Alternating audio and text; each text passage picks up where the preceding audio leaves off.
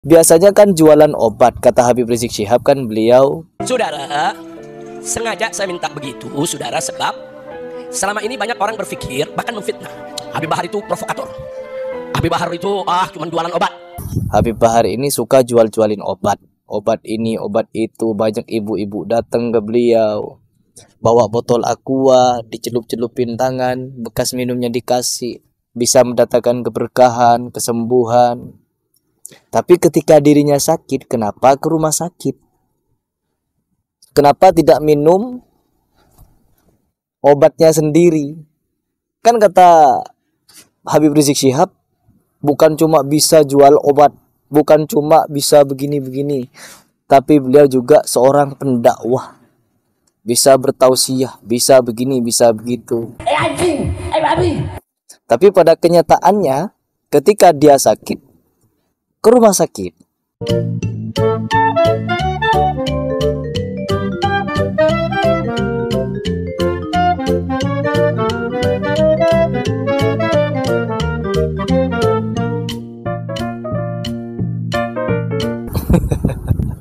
jadi memang di Indonesia itu teman-teman, kita berbicara masalah edukasi ya.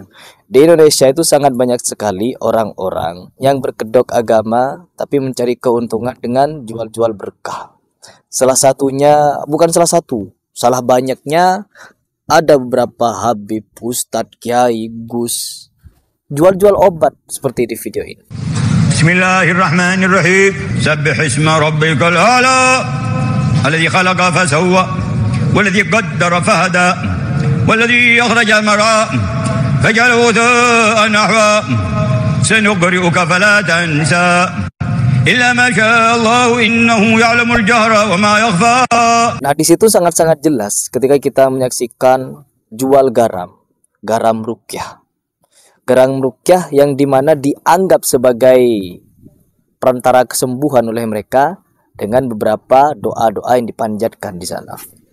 Ada videonya teman-teman di ruqyah. Habis itu dikemas, dijual. Mahal. Air celupan rambut Nabi. Ada. Manfaatnya apa? Ya untuk keberkahan, untuk penglaris, untuk kesembuhan. Pokoknya semua hal ada di situ. Berbagai macam manfaat ada di sana. Oh, ada kiai teman-teman. Ya, kiai tersebut memang bagian dari FPI kalau tidak salah.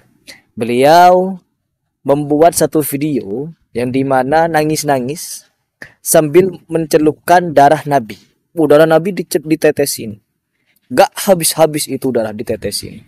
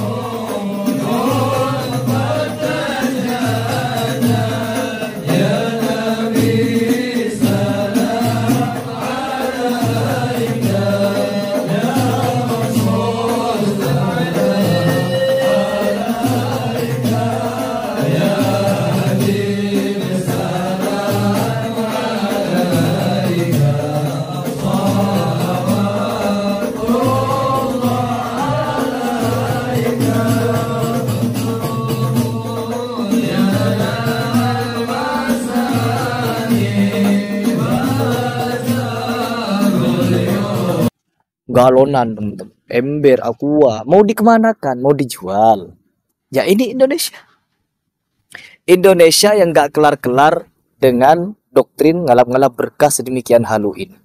Rambut Nabi, benarkah itu rambut Nabi? Darah Nabi, benarkah itu darah Nabi? Sampai keringat-keringatnya Nabi mereka punya koleksinya. Dan apakah ketika kita membahas seperti ini kita tidak percaya dengan keberadaan Nabi? Tidak. Bukan keberadaan Nabi yang kita ingkari, tetapi keabsahan dari rambut-rambut tersebut, darah-darah tersebut, baju-baju tersebut, dan beberapa hal yang dimana dianggap tersambung kepada Nabi Muhammad SAW sampai dibangun embel-embel kalau benda-benda tersebut pernah bersentuhan dengan Nabi, bahkan dari Nabi tersendiri, yaitu darah. Innalillahi wa inna ilaihi raji'un.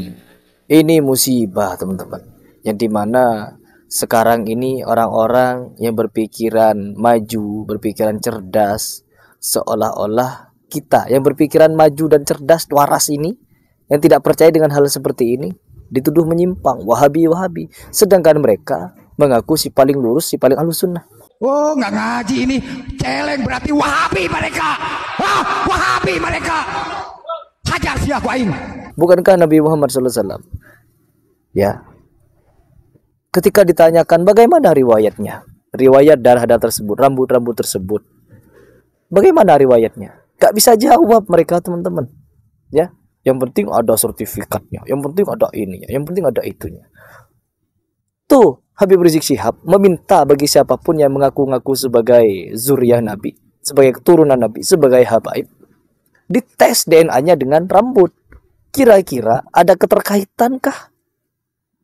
Ada keterkaitankah? Ini Habib Rizik Syihab, kan ada sertifikatnya kalian bilang. Kalau tidak mau dengan rambut, dengan darah. Darahnya gak bisa, ada keringat. Sampai-sampai ketika kemarin kita membahas itu, oh banyak pembelanya membawakan dalil bahwa keringat Nabi telah diekstrak, telah diinikan, dibotolkan, di ini itu. Oh, nggak ngaji ini, celeng berarti wahabi mereka. Wahabi mereka. Hajar siapa aing. Darahnya sekian ribu tahun masih ada dengan cara begini-begini. Bagaimana caranya darah itu bisa sampai hari ini? Diminum loh, dikonsumsi loh sama mereka. Kami para habaib beserta istri kami beserta ini itu telah meminum darah Nabi. Jadi obat.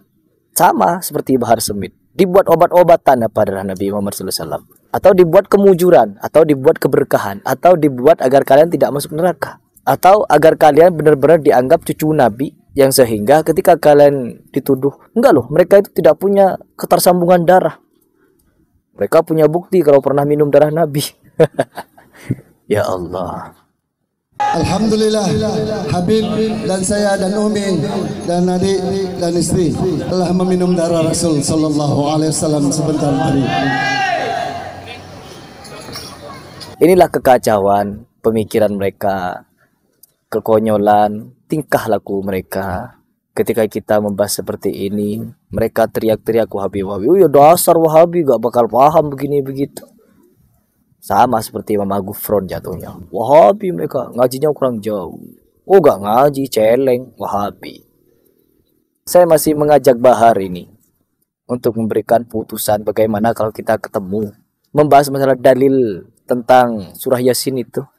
Yang membaca surah Yasin akan Allah sediakan istana. Dan di dalam istana ada 9 pintu. Dan di setiap pintu ada ribuan bantal. Dan di setiap bantal ada ribuan bidadari. Kalau tidak salah seperti itu bunyinya.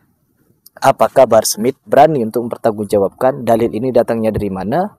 Siapa perawinya? Dan misalkan ada memang dalilnya, lantas bagaimana takhrijnya? Harus dipertanggungjawabkan.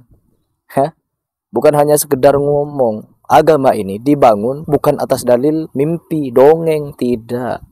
Tapi semuanya berlandaskan dengan dalil Quran dan Sunnah. Jadi bagaimana mungkin? Yang saya heran itu sekarang teman-teman, bukan kepada habaib ini, kenapa pintar sekali membodoh-bodohi umat. Oknum-oknumnya jangan lupa. Karena apa? Bukanlah mereka yang perlu kita pertanyakan kenapa bisa membodohi umat. Kita tanyakan kenapa umat kita ini begitu mudah untuk dibodoh-bodohi. Kalau saya sudah punya jawabannya, karena ya awam, karena ya polos, dan yang terakhir, karena banyak orang yang mendoktrin umat dengan bahasa Arab. Kita sudah paham bahasa Arab, kita ini sih paling paham agama. Akhirnya menyampaikan dalil-dalil halu, dalil-dalil konyol, yang dimana berbahasa Arab, seolah-olah ketika berbahasa Arab, itu adalah kebenaran yang mutlak. Padahal, banyak penipunya. Dicamkan itu. Termasuk apa yang disampaikan oleh Bahar Smith ini, saya pribadi menilai sampai sekarang karena dia tidak berani untuk menjawabnya tantangan saya kemarin, maka saya klaim itu adalah dalil tipu daya.